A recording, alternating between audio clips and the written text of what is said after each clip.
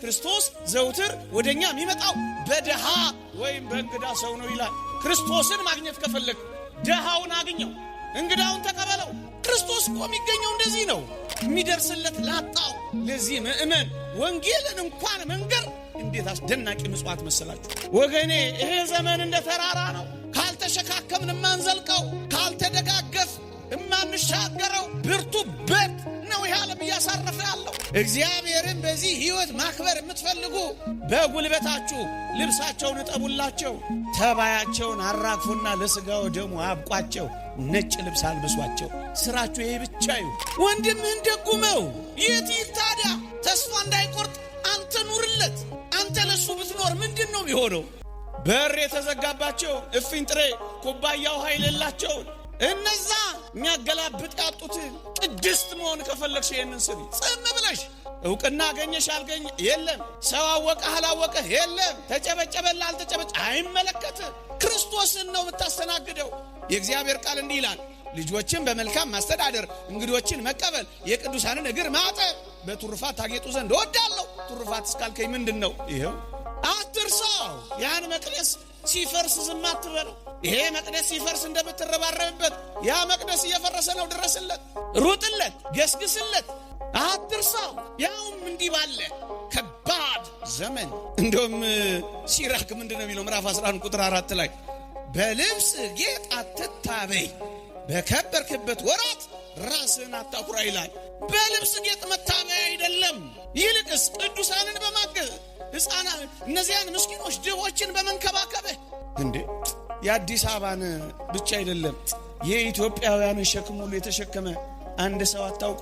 ሁል ጊዜ ሳስበው ስለሚመስጠኝ ነው። አታውቁም? አንድ ሰው ዓለም እንደ ጠራጊ ጉድፍ ተጠቅማ የጣለቻቸውን ሰዎች ሁሉ የሚሰበስብ አንድ ሰው አታውቁ? ቱቦ የተጣሉትን ሰዎች የሚሰበስብ ቤተሰብ የታከተውን የሚሸከም አንድ ሰው አታውቁ? አታውቁ? ይሄ በነፍስ ወከፍ ቢሰራ አገር ባዳነ ነበር ወገኖች። የአገርን ዋጋ የተሸከመ አንድ ሰው አይታያችሁ እንዴ? ባይቀረጽ ደስ ይለኝ ነበር። ይሄ መቆም አይችልም፣ ብዙዎችን ግን ያቆማል። አይችዋል። መቀመጥ አይችልም፣ ብዙዎችን ግን ከወደቁበት አንስቷል። መብላት አይችልም፣ ብዙዎችን ግን ረሃባቸውን አጥቷል።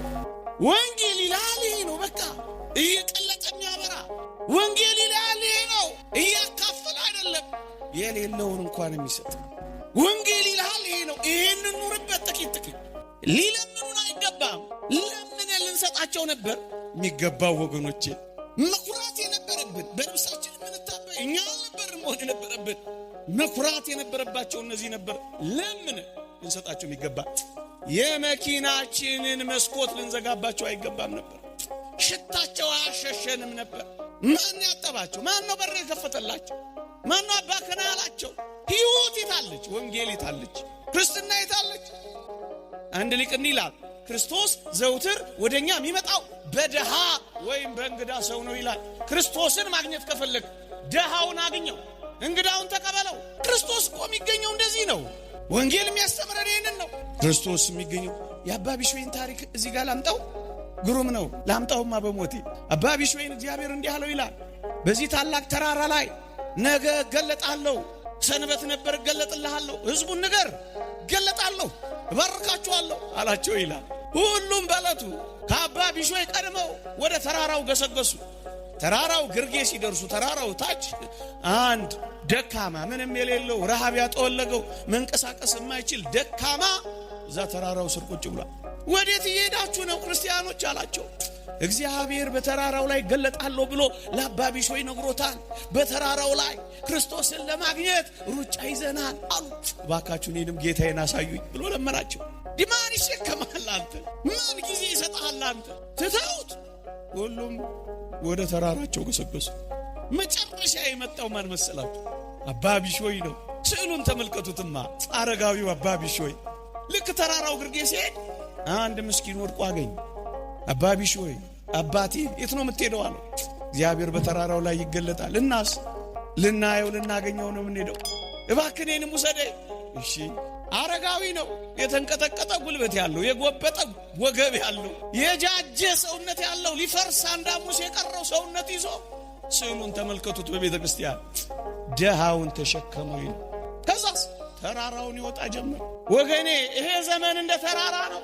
ካልተሸካከምን ማንዘልቀው፣ ካልተደጋገፍ ማንሻገረው ብርቱ በት ነው ይሄ ዓለም እያሳረፈ ያለው። ተሸከመው። እናንተ ኦርቶዶክሳውያን ዘመዶቻችሁን እንኳን መሸከም ሰልችቷችሁ ይሆን? አንዳንድ እናቶች ልጆቻቸውን እንኳን መሸከም ሰልችቷቸዋል፣ እንሰማለን እኮ። አንዳንድ እናቶች ልጆች የለፉበትን እንኳን ማስቀመጥ እኮ አቅቷቸዋል፣ ይነግሩናል። አንዳንዶች ባላችሁን መሸከም ሰልችቷችሁ ይሆን?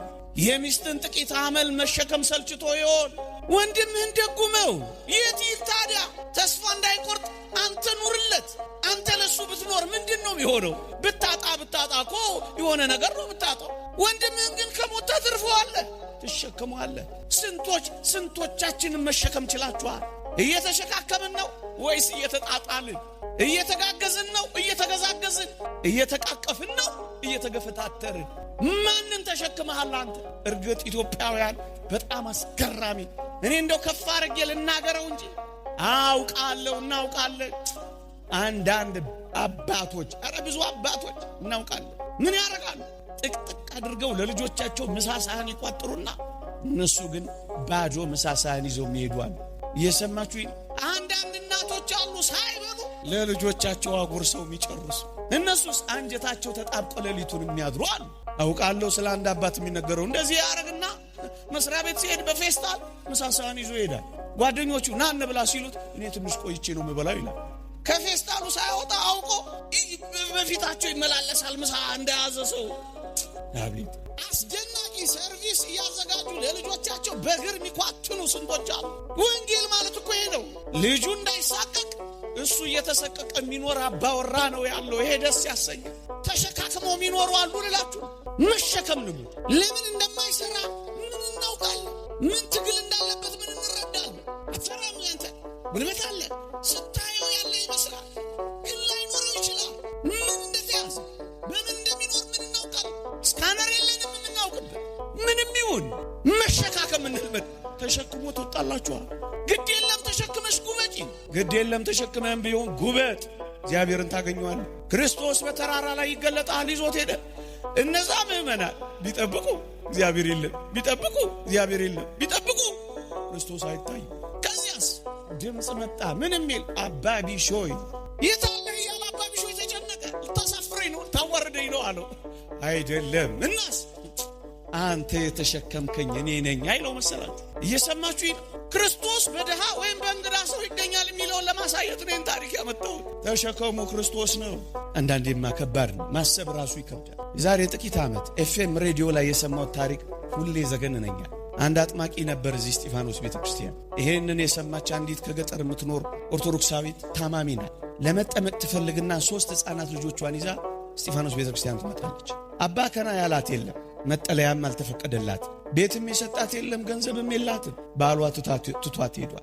እየተጠመቀች ጥቂት ቀን አደረች። እስጢፋኖስ ጀርባ ታውቃላችሁ፣ ወንዞች አሉ፣ ጫካዎች አሉ። ከጥቂት ቀናት ቆይታ በኋላ አንድ የተወደደ ሕፃኗን ከጫካውና ከወንዙ የወጣ ጅብ በላባት። ብዙ ክርስቲያኖች እኮ ቤት ባለበት ከተማ እንዲህ ያሉ እንግዶች መጠለያ ማያገኙበት አለ። የታለ ማሳረፊያችን? ቤተ ክርስቲያን ለአንዳንዶች ማሳረፊያ የታለ ይሰራቸው? ይሄ ልብ የታለ ያለ? እውነት ወንጌል አለች፣ እውነት ክርስቶስ አለ እስኪያስብል ድረስ ጭው የሚያደርግ ጆሮን ዜና መስማት እንዴት ይከብዳል። ይሄ በደንብ ነው የተሰማው። አንዳንዶች እኮ ክርስቲያን ሳይሆኑ እኮ እንደዚህ የሚሰሩ ሰዎች አሉ። ልብ ያላችሁ ክርስቲያኖች እስኪ እንጀምረው፣ ጥቂት እንጀምር። የምገባ ማዕከላት የሉንም። ምንም የሌላቸውን ሰዎች የሚመግብ ማዕከል አንዳንድ አጥቢያዎች አርብ የሚመግቡ አሉ፣ ሊደነቁ የሚገባቸው። እስኪ ተግባራዊ እናድርገው። የሰፈር እናቶች ሰብሰብ በሉና 3 ሰው ለምን አትመግቡም? 1 ሰው ለምን አትመግቡ? 1 እናት ለምን አትመግቡ? የመጦሪያ ዘመኗን ተኮራምታ የምትሞት አንዲት እናት ዓለም ልሙላትስ እንዴ! ፈረንጆቹ እንኳን ይሄን እንደሚያረጉ አታውቁ። ሃይማኖት እምነት የሌላቸው እንኳን ሁሉንም የክርስቶስን ገንዘብ ጭርስ ማድረግ አለብን። አንዳንዶች ይሄን ሁሉ የምትሰብከው ይሄንን ሁሉ የምታወራው ይሄንን ሁሉ የምትሰብከው እኛ እኮ ራሳችን እኮ ድሆች እኮ ነን፣ ምን ትጮህብናለህ ልትሉኝ እንደምትችሉ ግን እገምታለሁ። ምን አለንና ነው ምን እንሰጥ?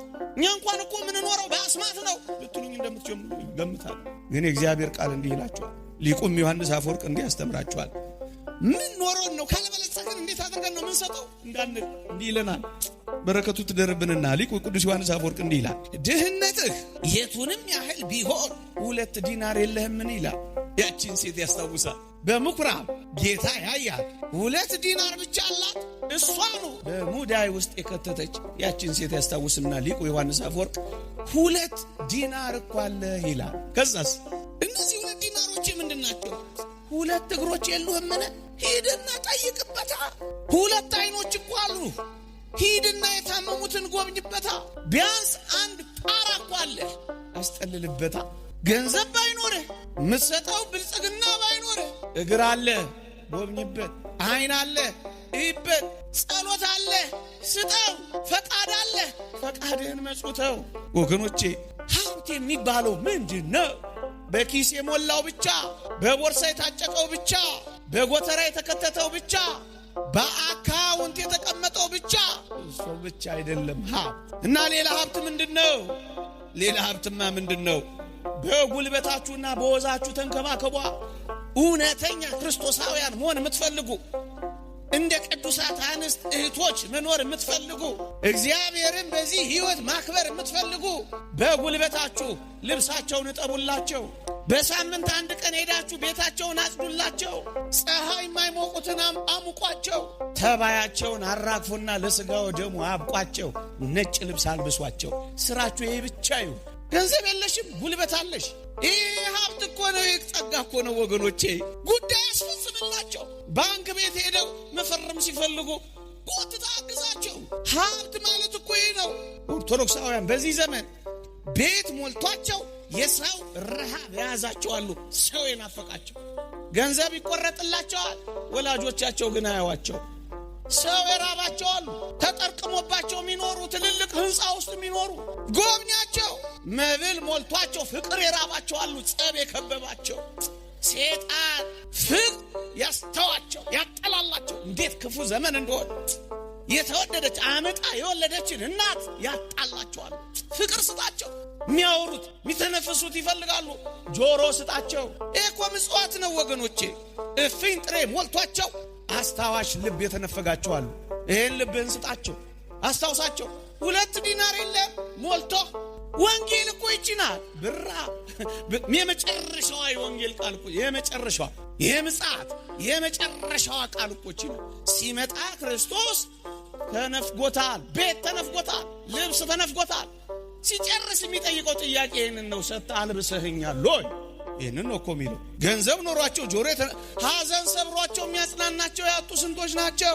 የተወደድክ አንተ ኦርቶዶክሳዊ እውቀት አለህ። እውቀት ኖሮ ብር ከሌለህ የድሆችን ልጆች ቱቶር አስጠናበታ። እውቀትህ እኮ ሀብትህ ነው። በእውነት በቁም ነገር ልንገራችሁ፣ የእነዚህን ካህናት እዚህ መቅደስ ውስጥ የሚያገለግሉ የእግዚአብሔርን እንደራሴዎች የእግዚአብሔርን ካህናት ልጆች አስጠናበት። እናንተ እናቶቼ የካህናትን ኑሮ ሚስቶቻቸውን በመደጎም አቅሙበት። እነሱን ማቆም ክርስትናን ማቆም ነው። ካህናትን መደገፍ መቅደሱን መደገፍ። ዲያቆናትን ዳሩበት። እቅጩን ልንገራችሁ፣ እንደዚህ ይሆናል። አትሙት። እልቅስ ለክብረ ክህነት እንዲበቃ ትንሽ አዋጡና እንደ ፕሮፖዛልም ውሰዱት ከፈለጋችሁ። እቃማ ምን አርጌ ነው ማገባው ብሎ ተጨቆ ስንት የሚዋትት እኮ ምስኪን አለ። ድረሱለት ሰብሰብ ብላችሁ። አጠፋ ሽንቁሩን ከምታዩበት ፓትርያርክ ሺኖዳ የተናገሩት አስደናቂ ቃል አለ።